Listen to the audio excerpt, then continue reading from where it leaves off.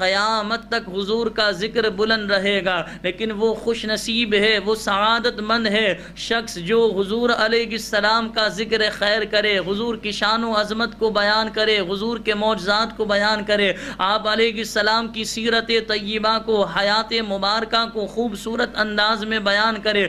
وہ بندہ سعادت مند ہے، سعادت مندی ہے اس کے لیے، خوش بختی ہے اس کے لیے۔ لیکن وہ بڑا بدبخت ہے جو آپ علیہ السلام کی بے عیب ذات میں عیب نکالنے کی کوشش کرے، تنقیص کرنے کی کوشش کرے، بے نقص ذات میں نقص نکالنے کی کوشش کرے، وہ بڑا بدبخت ہے۔ یاد رہے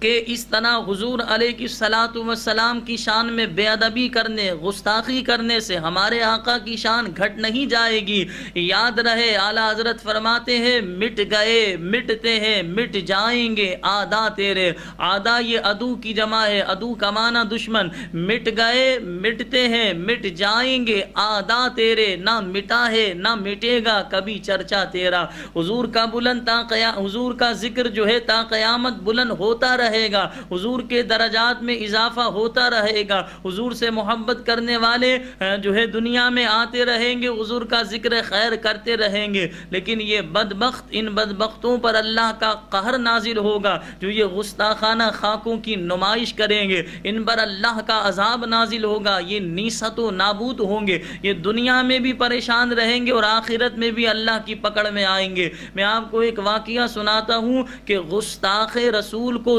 زمین بھی قبول نہیں کرتی۔ ایک شخص آپ علیہ السلام کے ساتھ رہتا، کاتب وحی تھا، لیکن یہ شخص مرتد ہو گیا، دین سے پھر گیا۔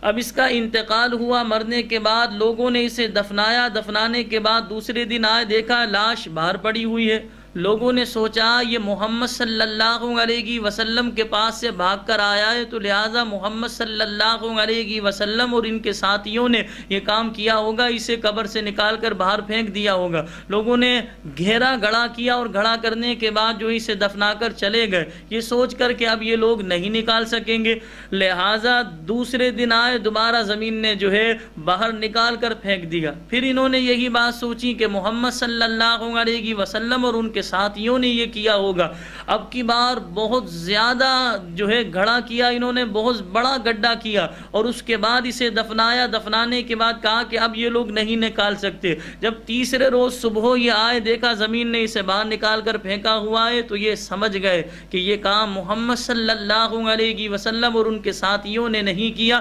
بلکہ در حقیقت اس ناپاک کی باڈی کو جو ہے زمین قبول ہی نہیں کر رہی، زمین اسے باہر نکال کر پھینک رہی ہے۔ تو ایسا کوئی شخص جو غلط ذہن رکھنے والا ہے، غلط سوچ رکھنے والا ہے، آپ علیہ السلام کی شان میں بے ادبی، گستاخی کرنے والا یا گستاخوں سے، بے ادبی کرنے والوں سے میل ملاپ رکھنے والا، محبت کرنے والا، ان کی پذیرائی کرنے والا، انہیں تھپکیاں دینے والا مجھے سن رہا ہے یا سن رہی ہے، تو میں خدا را گزارش کروں گا، ابھی جسم کے اندر روح موجود ہے، ابھی سانس کی مالا چل رہی ہے، توبہ کا وقت موجود ہے، اللہ کی بارگاہ میں معافی مانگ لیجئے، گڑ گڑائیں، توبہ کرے، معافی مانگے، نجات مل جائے گی۔ لیکن سانس کی مالا ٹوٹ گئی، یاد رکھیں کفر کی حالت میں بندہ مرا تو ہمیشہ ہمیشہ جہنم کی آگ میں جلتا رہے گا۔ لیکن یہ بدبخت جو خاکے بناتے ہیں، یہ بدبخت جو کارٹون بنا کر شائع کرتے ہیں، نیٹ پر جو ہے اس طرح ڈالتے ہیں،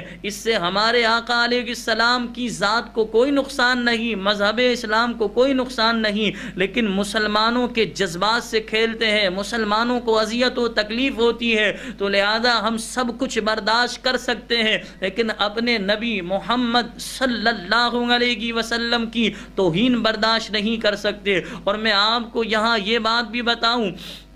کہ ہم نے کلمہ تو رسول اللہ صلی اللہ علیہ وسلم کا پڑھا ہے، لیکن ہمیں اللہ کے ہر نبی سے پیار ہے۔ ابھی یہ معاذ اللہ ہمارے پیارے آقا محمد صلی اللہ علیہ وسلم کی شان میں بے ادبی و گستاخی کر رہے ہیں، اگر یہ کسی اور نبی علیہ السلام کی شان میں گستاخی و بے ادبی کریں گے، ہم سے وہ بھی برداشت نہیں، کیونکہ جس طرح ہم اپنے آقا علیہ السلام سے محبت کرتے ہیں، اسی طرح ہمیں تمام انبیاء کرام سے محبت ہے، تو کسی بھی نبی علیہ السلام کی شان میں بے ادبی کی جائے، گستاخی کی جائے، ہم مسلمان برداشت نہیں کر سکتے۔ اس پروگرام کے توسل سے میں یہ بتانا چاہتا ہوں ایسے ملعون بدبخت شخصوں کو کہ خدا را توبہ کر لیجئے، اللہ کی بارگاہ میں معافی مانگ لیجئے، اس اپنے گھنونے کام سے، اس اپنے گندے کام سے پرہیز کیجئے، گریز کیجئے، ورنہ یاد رکھے اللہ تبارک و تعالی عذاب دینے پر قادر ہے، اللہ تبارک و تعالی پکڑنے پر قادر ہے۔